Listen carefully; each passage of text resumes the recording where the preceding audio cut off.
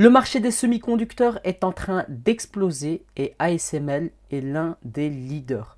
Est-ce que aujourd'hui tu as raté le train sur ASML ou est-ce qu'il est encore temps d'investir dessus? On va répondre à cette question dans cette vidéo et on va voir ensemble est-ce que c'est un bon moment pour acheter l'action ASML. Allez, on va tout de suite commencer la vidéo. On va derrière nos écrans. Donc, comme tu peux le voir, ici, donc on a l'historique sur ASML, donc ça c'est vraiment l'historique depuis la création. Et donc ici on va vraiment parler de l'aspect beaucoup plus fondamental de cette action. Donc comme tu peux le voir, actuellement il est aux alentours des 745 USD, donc dollars, et on voit que il a eu un maximum au niveau des 1100 dollars. Okay, donc on a quand même une assez bonne variation, une assez bonne baisse.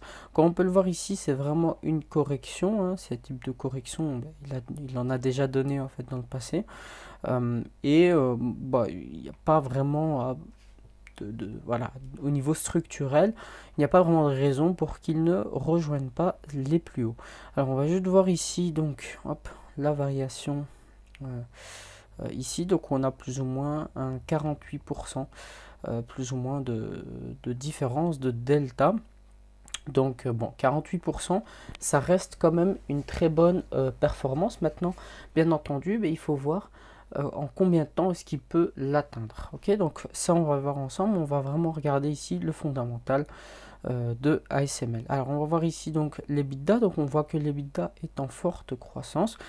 Et donc ça c'est plutôt intéressant parce qu'en plus d'être positif, on voit qu'il est également croissant.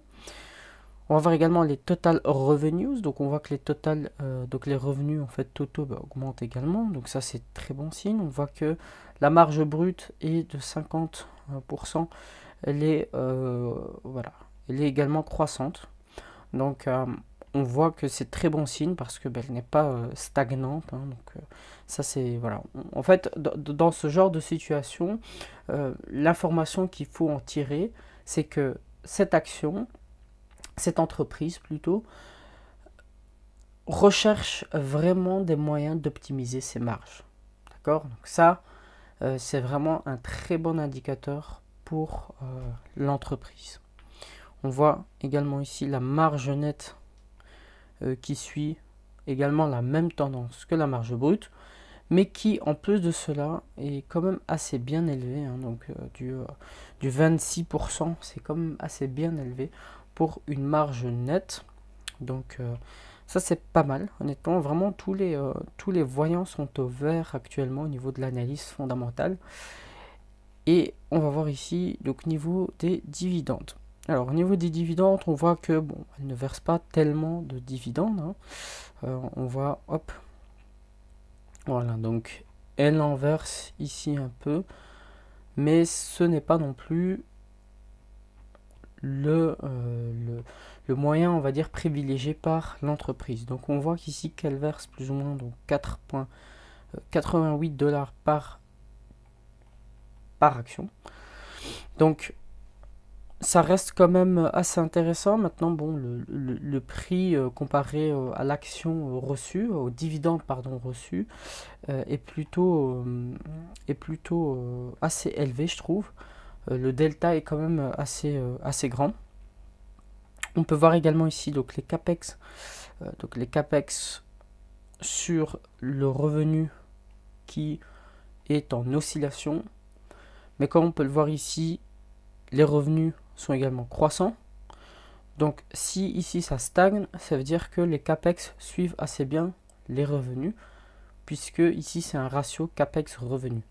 Donc si les revenus augmentent et que ici l'indicateur est stable, ça veut dire que de l'autre côté les capex également montent en fait et évoluent en fonction des revenus. Donc ça c'est plutôt bon signe.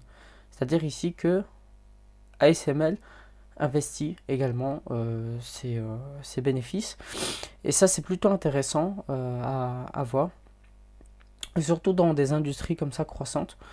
C'est très intéressant ce genre de données. On peut voir ici également le Tangible Book Value qui est également croissant. Donc ça c'est super intéressant à voir, et quand on peut le voir ici en fait le Tangible Book Value est au plus haut, et pourtant ici ben, le cours n'est pas au plus haut. Alors ça ne doit pas en fait avoir une corrélation parfaite entre les deux, mais on voit ici une certaine discordance au niveau des deux métriques. Donc on peut sous-entendre qu'il y a certains biais qui sont intégrés au niveau de prix en fait, donc au niveau de la cotation en fait de l'action, que l'on ne retrouve pas dans le Tangible Book Value. Okay. Donc ça aussi c'est très important et très intéressant à le remarquer.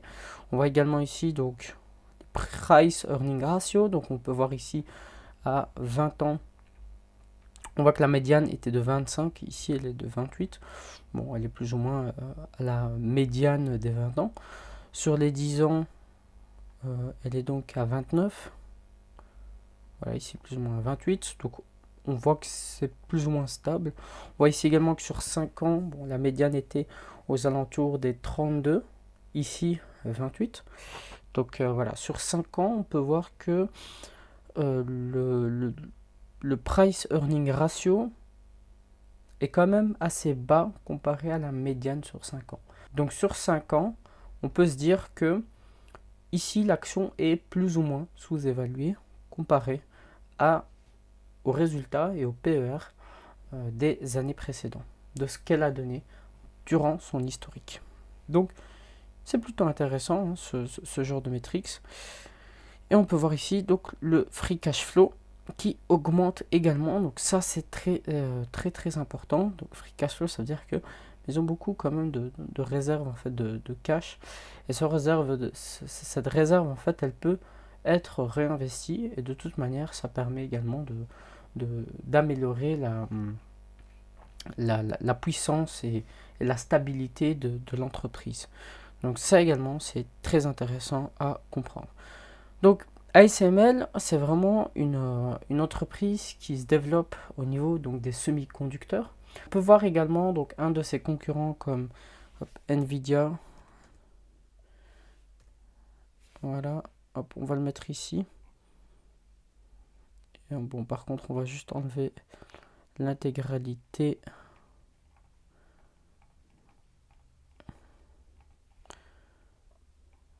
Voilà, donc Nvidia, il est là, et on voit ici ASML. Donc on peut voir que Nvidia est assez proche en fait des... donc, je vais juste enlever ici. On peut voir que Nvidia est assez proche de son sommet historique. On voit également que ASML est encore assez loin. C'est principalement dû à la récente news en fait que Nvidia a eu. Donc il y a eu vraiment des news positifs sur Nvidia qui ont permis en fait de pousser le prix vers le haut. Et on voit que ASML a un petit peu plus de retard pour justement pousser et suivre en fait la tendance de Nvidia.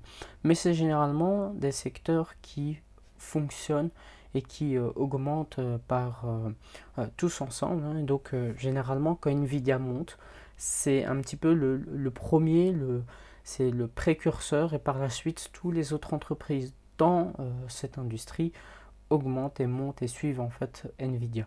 Donc ASML pour moi c'est vraiment une bonne entreprise de croissance. On peut aller chercher justement du rendement dessus, même sur 1 an ou 2. Pour moi j'en ai. Okay, donc j'ai investi sur ASML selon mes analyses, et également de la partie fondamentale qui est bien entendu beaucoup plus poussée que ce que je vous ai montré aujourd'hui, mais également de l'analyse quantitative que j'ai pu faire par-dessus. C'est vraiment une structure, une entreprise qui m'intéresse énormément. Donc je possède des actions ASML.